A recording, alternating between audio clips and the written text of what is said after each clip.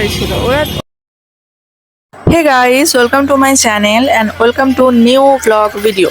তো যেহেতু শ্রাবণ মাস চলছে সেই জন্য ভাবলাম জলযাত্রীদের কেমন ভিড় হবে এই তৃতীয় সোমবার একটু 12 নম্বর রোডে গিয়ে দেখে আসি।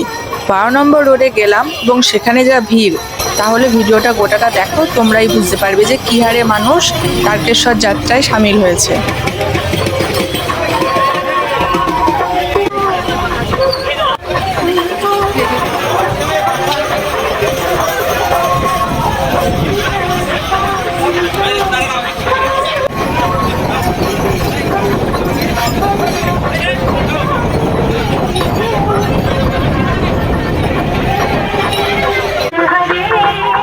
তারকেশ্বর শ্রাবণী মেলা, সেটা তো সবাই জানে যে এই শ্রাবণী মেলায় তারকেশ্বরে কী হারে ভিড় হয়।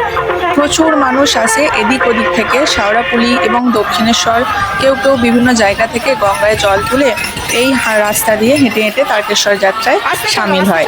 তো শ্রাবণী মেলায় প্রত্যেক সোমবার প্রচণ্ড ভিড়, তাই তৃতীয় সোমবারটা হচ্ছে খুব ইম্পর্টেন্ট। তৃতীয় চতুর্থ এই সোমবারগুলোয় বেশি ভিড় হয় এবং ট্রেনে এত ভিড় হয় সে ওঠার তো কোনো চান্সই নেই। এখন তো শুনছি 24 ঘন্টায় ট্রেন চলছে, যেহেতু জলযাত্রীদের ভিড় এত হয়েছে। বৃষ্টি হোক জল হোক, এই যাত্রীরা অনর্দম এই পথে হাঁটতেই থাকবে যতক্ষণ না তারা তাদের তারকেশ্বরে পৌঁছে যাচ্ছে। এবং সেখানে যা ভিড় সে তো আর আলাদা করে বলার নেই।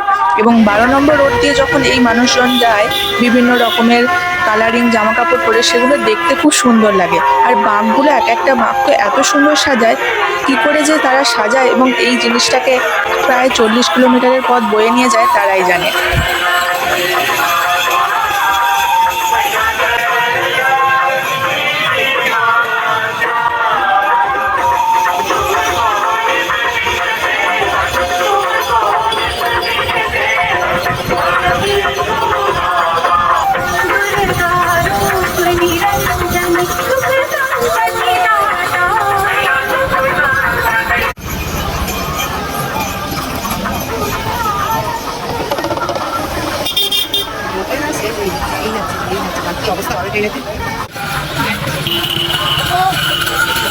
এই 37 কিলোমিটারের পথ প্রায় একবারই কমপ্লিট করা সম্ভব নয়, তাই অনেক ক্ষেত্রেই মানুষরা বিভিন্ন জায়গায় ভান্ডারা করে বা জলযাত্রীদের আশ্রয়ের বিভিন্ন স্থান থাকে, সেখানে জলযাত্রীরা এই বাঁক রেখে একটু আশ্রয় নেয়, অনেকেই নেয়।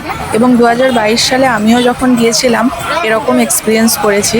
খুব পায়ে যন্ত্রণা হয়, প্রায় প্রথম দিকটা তো নালিকুল সিঙ্গুর অবধি খুব তাড়াতাড়ি হেঁটে চলে আসা যায়, কিন্তু তারপর থেকে পায়ের অবস্থাটা খুবই জটিল হয়ে যায়।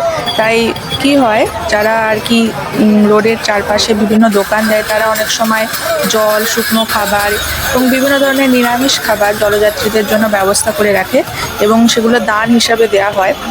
তো বেশিরভাগ ক্ষেত্রেই জল, বিস্কুট এইসব থাকে।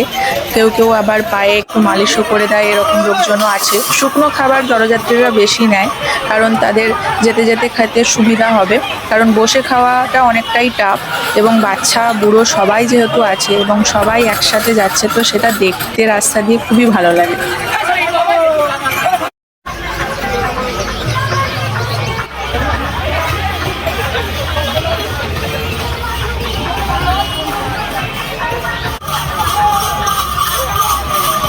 জানি না তোমাদের কতজনের পছন্দ, কিন্তু এই ঝমঝম বাঁকের আওয়াজটা খুবই সুন্দর, যেটা শুধুমাত্র এই শ্রাবণী মেলার সময়তেই এই 12 নম্বর রোডের চারপাশ দিয়ে হাঁটার সময় শুনতে পাওয়া যায়। এবং 12 নম্বর রোডে এই শনি, রবি, সোম যেহেতু ভিড় হচ্ছে, সেই জন্য গাড়ি চলাচলও খুব একটা করতে দেয় না, তাও টুকটাক চলে। এবং সন্ধ্যের পর থেকে তো একদমই আর অ্যালাউ করে না। এবং সন্ধ্যের পর এই বাঁকগুলোতে বিভিন্ন লাইটিং ব্যবস্থাও করে, তখন দেখতে দৃশ্য আরও সুন্দর হয়। কিন্তু যেহেতু ভিড় বেড়ে যাবে, তো সেই কারণে আমি আর সন্ধ্যে অবধি ওয়েট করিনি। মা আর আমি একটুখানি দেখতে গিয়েছিলাম জলযাত্রীদের কেমন ভিড় হচ্ছে। এবং তৃতীয় সোমবার যে বেশ ভিড় হচ্ছে সেটা বলতেই হবে। আর কিভাবে যে ট্রেনে মানুষজন, সাধারণ মানুষজন যারা অফিস টফিস যায়, তারা কিভাবে উঠবে তারাই জানে। কিন্তু হ্যাঁ, এখন 24 ঘন্টায় ট্রেন চলছে শুনলাম, এবং পায়ের অবস্থা তো জলযাত্রীতে হেঁটে হেঁটে খারাপ হয়েই যাচ্ছে, কিন্তু তাও তারা চলে যাচ্ছে তাদের নিজস্ব ডেস্টিনেশনে।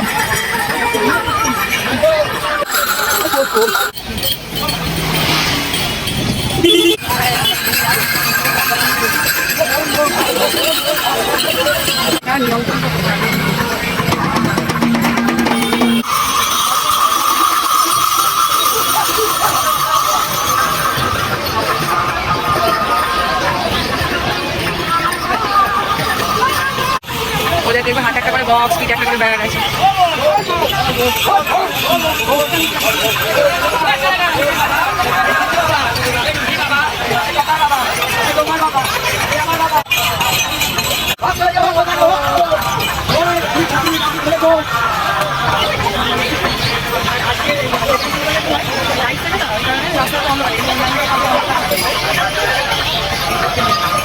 তো ব্লগটা আমাকে এখানে শেষ করতে হবে, কারণ এই জলযাত্রীদের ভিড় কত যে এই পুরো ভিডিওয়ে আমি তোমাদের দেখাতে পারবো না। তো যতটা পেরেছি দেখিয়েছি, আশা করি তোমাদের ভিডিওটা ভালো লাগবে। ভালো লাগলে লাইক, শেয়ার, কমেন্ট ডাউন গুলো, এবং তুমি কি যাচ্ছ পরের বছর জলযাত্রীতে সামিল হতে, তো অবশ্যই জানিও।